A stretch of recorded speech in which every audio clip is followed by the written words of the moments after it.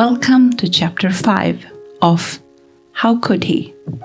I am Emma Matsdotter, and I wrote this book after leaving an abusive relationship to help other women see clearly, break free, and begin to heal.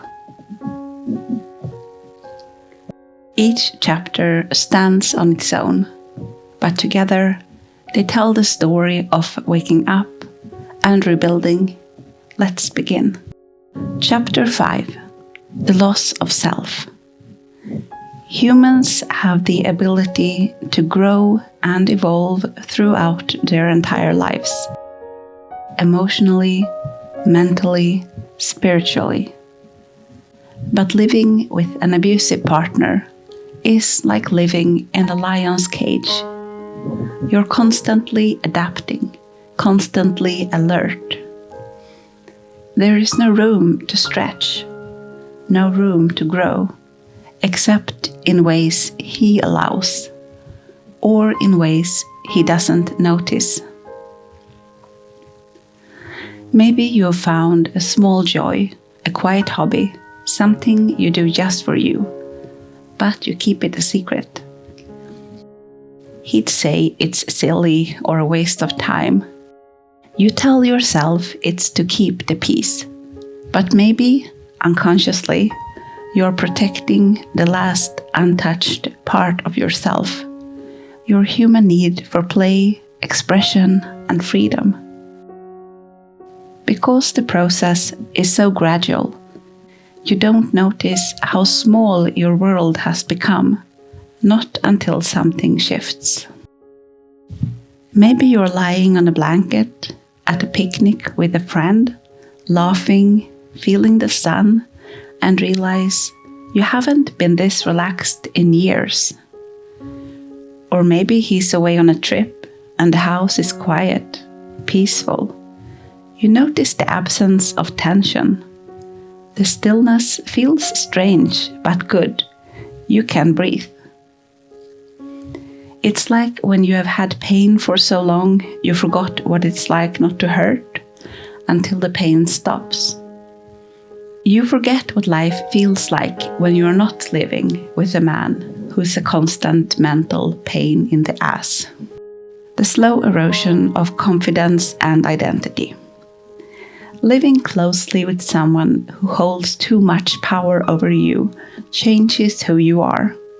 He becomes central to your well-being, so you start to weigh everything he says heavily. And because he gaslights you, subtly, consistently, you begin to doubt your ability to make decisions, to see clearly, to handle life on your own. You start to believe he's smarter than you, more competent, more grounded. You don't have full insight into the finances. Daily life feels chaotic. Arguments can erupt out of nowhere, even if you have been careful, even if you worked hard to keep the peace.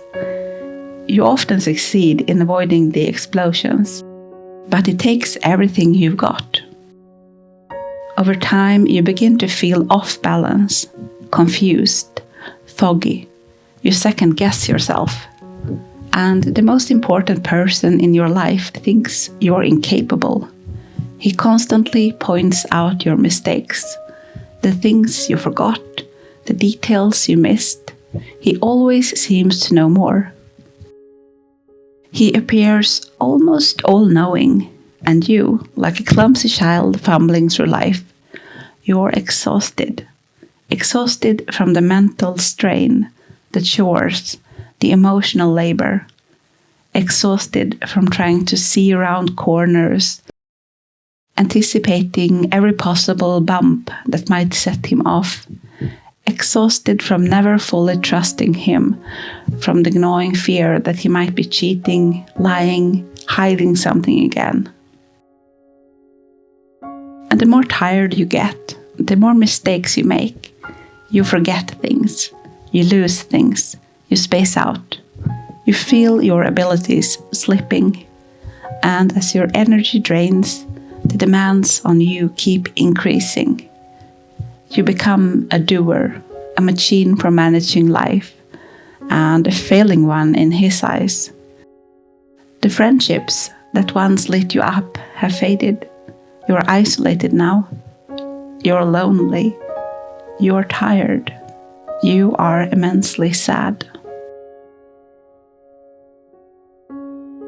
In the last years of my relationship, those three feelings, lonely, tired, and sad, were constant companions. I dreamed that one day he would see how hard I was working.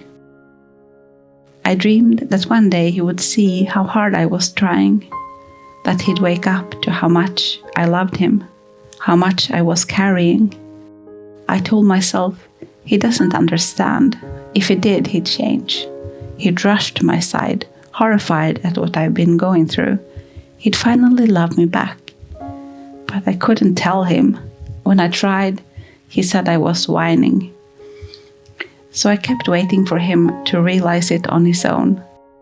And in the meantime, I kept striving. Who are you when you're never appreciated?